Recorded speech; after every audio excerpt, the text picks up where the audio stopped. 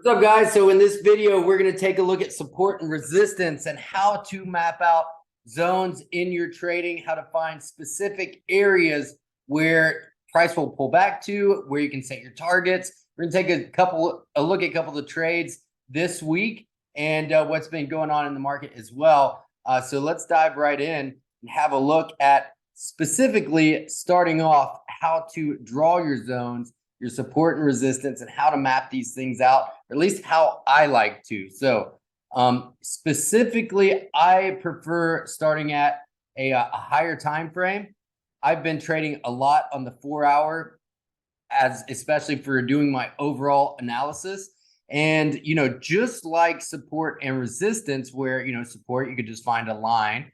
If you're new to support and resistance, the easiest way to think about it is support being like a floor and resistance being like a ceiling, right? So if you think of price bouncing in between a floor and a ceiling, right here, NZDCAD, we actually took this trade yesterday and hit our 120 pip take profit. Now, this is how I would map out my zones. And the reason why I picked these areas, you can see price came up, rejected, and then came back.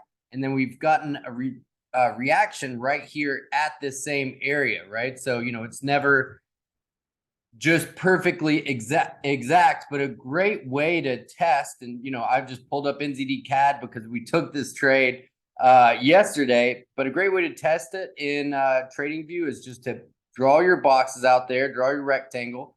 That's the tool that I use, and then extend it right. And it's a pretty, left.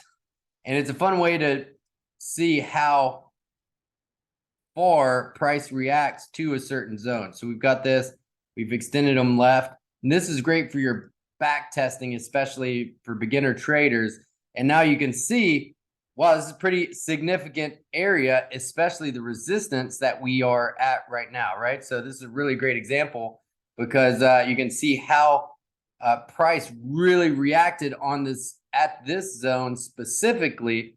So now that we know that we've gotten a reaction in that area, I think it's really safe to say that price will probably hit that zone, right? So now I can go to look at our NZDCAD trade, which I'd taken off of the 15-minute time frame.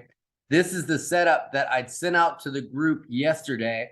So it hit our 120 pip take profit. And this is the top of the zone on the 4-hour time frame. And this was where we entered, right? So we entered right here. If we take a look at what that looks like in the 15-minute, we entered right here at the bottom of the zone, right? So now we can see we've mapped out there. So if we've already made this rally, it's pretty safe to say we're probably going to go higher, especially if you wanted to hold this trade for a more longer term setup. So, just going over here to the left, let's take a look at the support level of our zone. Take off the my envelope and my moving averages that I like to use for my strategy. So now you can see this was a really significant level of support. So more than likely, we're going to see this level hold. I think it's a pretty good, safe bet. And man, look how significant the top of the zone is, right? So now if we go back over here to the right here, so now, and just looking at this too, this is pretty textbook flag pattern without getting off, topic, off course, but with what we're looking at here, but you can make this out to be a bear flag. Right? So now we've got our flag there. This is our breakout level. And so this is what we're looking at on more of a bullish, I said bear flag, bullish flag, but a bullish pennant looks more likely here. So now typically, not always, but always, around a ballpark estimate, you can draw out. Now you can see this looks like a pennant, right? Like, for golf or, a hole, like they'd stick in the flag and a flag that go in the hole, right? So you can measure that. And the standard definition of a breakout from a flag pattern will break out to around the top of whatever equaled that end of the flag, right? So we could take a look here, and just out of curiosity, what does this what levels does this equal if we took our box and drew our support or resistance rather? Now you can see if this was the top of this flag pattern, look at how significant this level is in terms of, you know, where price might be going, and for us having a potential target for NZDCAD, right? So this is pretty massive if you ask me, right? So like here, this would be our target. Now we have a long-term target on New Zealand CAD. CAD's been super weak right now. So now you can see we have our zones mapped out really well here, right? So, you know, this looks like a really good approach and some really good targets. Now, you know, you can then dial it backwards on the lower time frames, which is what I would do for our entries. But now I can be like, hey, all right, so now let's place a bias. By bias, I mean, we think that based on what we've done, drawing out our zones, that price is going to go higher. Now, based on that bias, we could trade around that bias. And what would we ideally want to do? Well, we want to get in with the trend, right? So we want to get in with that trend there and buy dips and find pullback opportunities for us to be able to ride this trend higher. So NZDCAD, I think this looks like a great setup long term. We've already pulled 120 pips out of it, and now we're pulling back for what I think could be a pretty good re-entry opportunity. So, you know, the way I would do on the 15-minute time frame here is, this is my momentum indicator. I would look for something of a deeper pullback, some sort of cross here, but it's looking pretty solid here for a possible re-entry. So, you know, this could be something we might want to get into. Well, it's towards the end of New York session, but it is very tempting, especially since our MACD's crossing and we're starting to see some things align. So now we just took an L, unfortunately, on Aussie Swiss. That's all right. It happens. We've had a ton of news today, and on the yen and the Bank of Japan last night, and then we also had PPI data, which really made it pretty difficult trading, right? So we got a reaction here.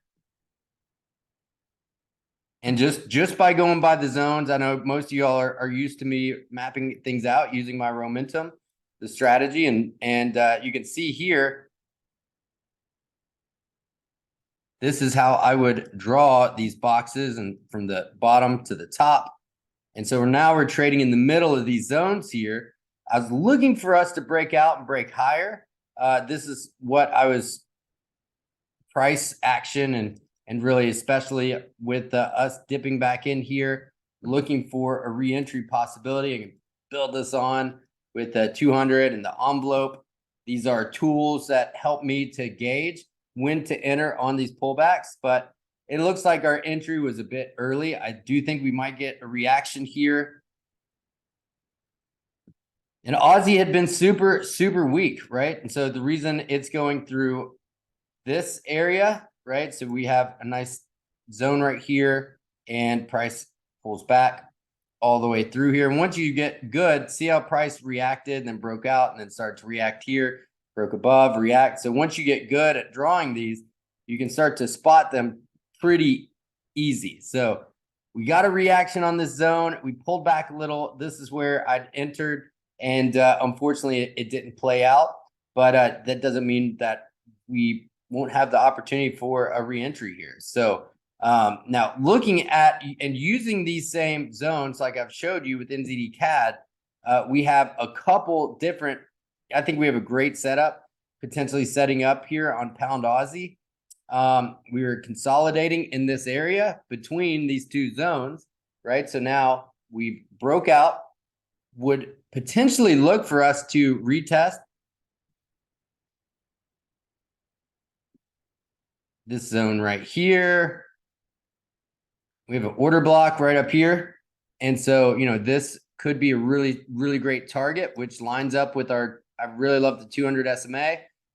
simple moving average. So this could be our entry. I still like the idea of us moving lower here and continuing this downtrend, and looking for a reentry and a pullback like this.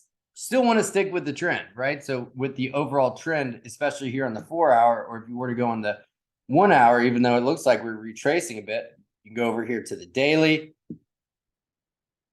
Price is still wanting to move downwards, especially judging by the way it looks over here on the daily chart, right? Or the 4 hour chart. So now I have my targets here. This was the support.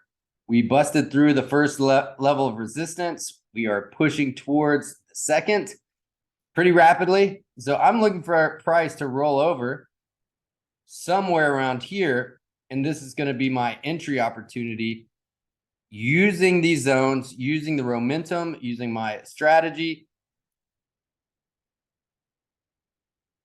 Stop loss could be above that zone, or whatever fits your trading plan, and even have a target, even though I think it would go much, much further long term, but back down to this original support, because that would serve as some sort of level for us to stop at. So that is a quick and easy way, and I think a much more practical way to view support and resistance, how to map things out. Because once you start to map it out, price bouncing between one zone to the next, and once you can start to really see reactions off of these areas, doing it in your back testing is going to be massive for you. Then you're really going to then you can start to set traps for the market, which is what I like to think of it as, and really let price come to you. Really be intentional about your tradings as they come in, your trades as they come in, and follow through on whatever it is that you're doing, getting funded, trading a funded account, or